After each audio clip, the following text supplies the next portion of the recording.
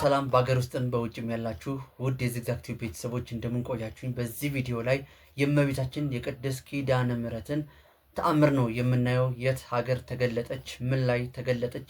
ጸበልም ፈልቋል እየተባለ ነው። እነዚህን ሁሉ መረጃዎች በዚህ ቪዲዮ ይዤላችሁ መጥቻለሁ።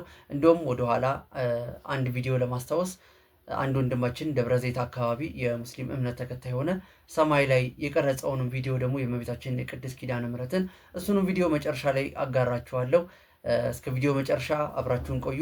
መጪውም ደግሞ የጌታችን የመድኃኒታችን የኢየሱስ ክርስቶስ የልደት በዓል እንደመሆኑ እንኳን አደረሳችሁ ማለት እፈልጋለሁኝ። ላይክ፣ ሰብስክራይብ፣ ሼር በማድረግ የዚግዛግ ቲዩብ ቤተሰብ ይሁኑ። መልካም ቆይ። የእመቤታችን ታምር ለማያምኑ ይህንን ቪዲዮ ሼር አድርጉላቸው፣ ደውለው ያረጋግጡ። ነገሩ እንዲህ ነው። ታኅሳስ 22 ቀን 2018 ዓ.ም በምስራቅ ደንቢያ ወረዳ ቆላ ድባ ከተማ የከተማው እምብርት ተብሎ በሚጠራው አካባቢ በአንድ ግዙፍ ዋርካ ዛፍ ላይ የቅድስት ኪዳነ ምሕረት ድንቅ ታምር ምስል መታየቱ ተሰማ። ክስተቱን ለየት የሚያደርገውና የብዙዎችን ትኩረት የሳበው ቀደም ብሎ የነበረው ሁኔታ ነው። በከተማዋ እየተከናወነ ባለው የኮሪደር ልማት ምክንያት በአስፋልቱ ዳር የሚገኘው ይህ ዋርካ እንዲቆረጥ ታቅዶ ነበረ።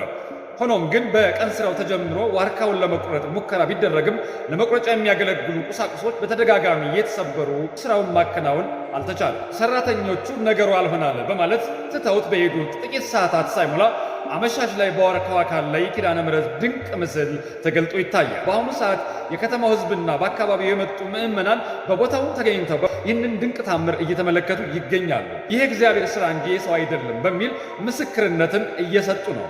ዛፉ ሊቆረጥ ሲል መሳሪያው አልሰራም ማለቱ የነገሩን ድንቅነት ያሳያል። አሁን ደግሞ ይሄው እናታችን ተገለጠች የሚሉ የቆላ ድባ ከተማ ነዋሪዎች በርክተዋል። የሌሎች እምነት ተከታዮችም ተረት ወይስ እውነት የሚለውን ለማረጋገጥ ቦታው ላይ እንደተገኙ ተነግሯል። ይህንን ታምር ሼር ሳታደርጉ በፍጹም እንዳታልፉ። ተአምሩ ቀጥሏል። ጸበል ፈለቀ። የእግዚአብሔር ድንቅ ሥራ በቆላ ድባ ከተማ ዳግም ተገለጠ። ትናንት ማታ በጎንደር በምስራቅ ደንቢያ ወረዳ ቆላ ድባ ከተማ በዋርካው ላይ የታየው የቅድስት ኪዳነ ምሕረት ተአምራዊ ምስል መላው ዓለም ሲያስደንቅ መቆየቱ ይታወሳል። አሁን ደግሞ ሌላ እጅግ የሚያስገርም ተጨማሪ ተአምር ተከስቷል። የእናታችን የኪዳነ ምሕረት ምስል በታየበት በዛው ስፍራ በአሁኑ ሰዓት አስደናቂ ጸበል ፈንድቶ ወጥቷል። ሕዝቡ እየተፈወሰ ነው። በቦታው የሚገኘው ሕዝብ በጸበሉ እየተጠመቀ ይገኛል። እግዚአብሔር በቸርነቱ ድውያን እየፈወሰ የታመሙትን እየዳሰሰ መሆኑ እየተነገረ ነው። በስፍራው ያለው ምዕመን በደስታ እልልታና በምስጋና ድምፅ አካባቢው ሞልቶታል። ዛፉ እንዳይቆረጥ መሳሪያ የሰበረች እናታችን ዛሬ ደግሞ ልጆቿ ፈውስን አፈለቀች በማለት ሕዝቡ ምስክርነቱ እየሰጠ ነው። በዋርካው ላይ የቅድስት ኪዳነ ምሕረት ምስል በግልጽ ታየ። ዛሬ ደግሞ ለብዙዎች መዳን የሚሆን ጸበል ፈንድቶ ወጣ። ይህንን የእግዚአብሔር ሥራ ለዓለም ሁሉ እንዲደርስ ሼር በማድረግ ምስክር። እንግዲህ በቪዲዮ ላይ እንዳያችሁት አጋንንትም በመንፈስ ቅዱስ ኃይል ታስሮ እየተቀጠቀጠ እያያችሁ ነው። በጸበሉም ደግሞ እየተንቀጠቀጠ እየተገረፈ እያያችሁ ነውና እግዚአብሔር ይመስገን።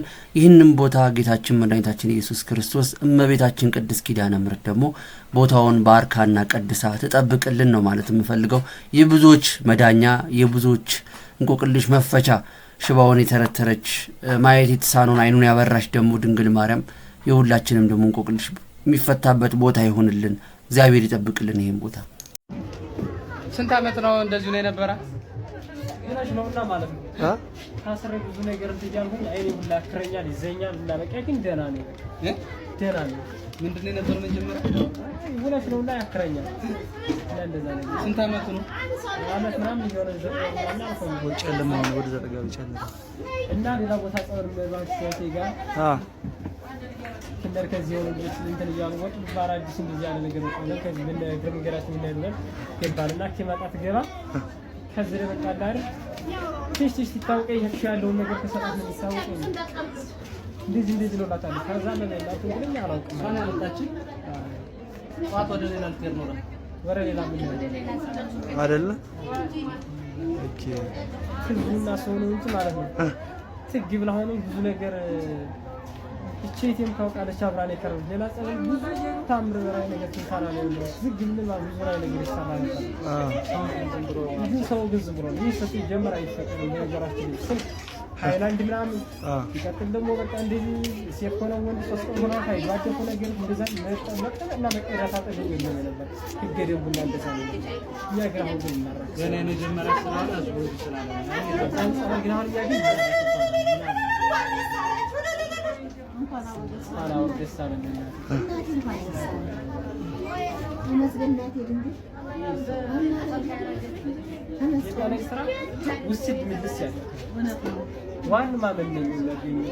ውድ ቤተሰቦቼ ይህንን ቪዲዮ ሳየው መጽሐፍ ቅዱስ ላይ ያለው የመጻጉዕ ታሪክ ነው ትዝ ያለኝ። በቆላ ድባ ቅድስት ኪዳነ ምሕረት በአልጋ መጥቶ በእግሩ ተራምዶ ሄደ ይላልና በጣም የሚገርም ነገር ነው። እግዚአብሔር ይህንን ቦታ አሁንም ይጠብቅልን ማለት ፈልጋለሁኝ።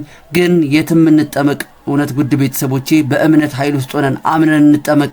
እዚህ ቦታ በሄድ እፈወስ ይሆን ያድናል አዲስ ጸበል መጣ እያልን በሄደ አይደለም በእምነት ውስጥ ሆነን ንስሐ ገብተን ስንጠመቅ ነው። እኛ ምንድነው እግዚአብሔር ብዙ ነገር እኛን ለመፈወስ ለማዳን ያዘጋጃል። እኛ ግን ለዛ ነገር ተዘጋጅተን እየጠበቅን ነው ወይ ዝግጁ ነን ወይ የሚለው ደግሞ ጥያቄ ውስጥ ነውና እባካችሁ ውድ ቤተሰቦቼ ራሳችሁንም አዘጋጁ። የእግዚአብሔር ምህረት ድህነት በእኛ ላይ እንዲሰራ ደግሞ እኛም ተዘጋጅተን እንጠብቅ ማለት ፈልጋለሁ። ይህ የምታዩት ልጅ ማለት ነው ባልጋኔ መጣው ግሩፕ ተከድኩዶ ነው የነበረና 5 ደቂቃ ሞላው እምነቱን ሲቀበል ልክ በዚህ በምታዩት መንገድ ድኖ አልጋውን ተሸክሟልና ኪዳነ ምሕረት እናቴ ያላችሁላችሁ ኮሜንት ላይ ኪዳነ ምሕረት እናቴ ኪዳነ ምሕረት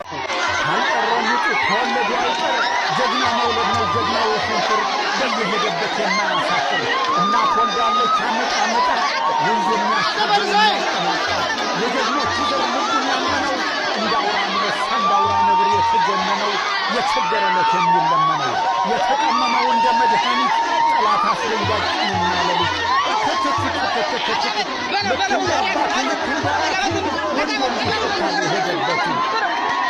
የአርበኛ ልጅ ነኝ የባለ ታሪክ የኩሩ ዘር ነኝ የባለ ታሪክ መሐላ አለብኝ ላለንበረከት አልበረግግም ወሬ ሰምቼ አልደነብርም ጠላት አይቼ ጥቃት ብኔ ነው እንደ አባቶቼ ልቅምቅም ያለው የግብር ስንዴ በረሃ ደፋር እንደነጋዴ ያልሰራሁትን አምላክ ሁለት እጅ ቀኝ እንደሰማኝ ልቅምቅም ያለው እንደ በቅሎቃ የተናገረው አንዱ የሚበቃ እናንተ ሆዬ እስኪ ሰው ጥሩ ልገደንዳና ምተኮሩ ካልጠራው ውጡ ከወለዱ አይቀር ጀግና መውለድ ነው ጀግና የሽንትር በየሄደበት የማያሳፍር እናት ወልዳለች አመጣ ወንዝ የሚያሻግር የሚያጠናጣ የጀግኖቹ ዘር ልቡን ያመነው እንዳውራ አንበሳ እንዳውራ ነብር የተጀመነው የቸገረለት የሚለመነው የተቀመመው እንደ መድኃኒት ጠላት አስረንጋጭ እናለልኝ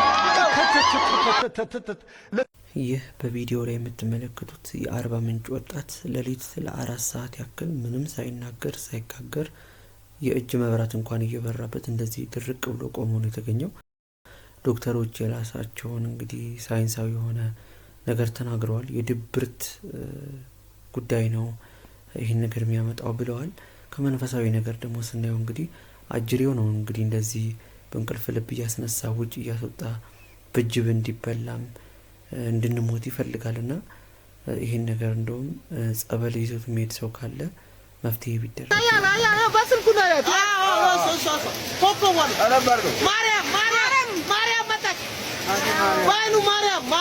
ማርያም ስል መጣ ያ ማርያም ራሷ ወላይ ራሷ እደም ቲክቶክ ወላይ አረ ይገርማል ግላ ጠፋ አይገርምም ዝናቡ ከዚህ በኋላ ነው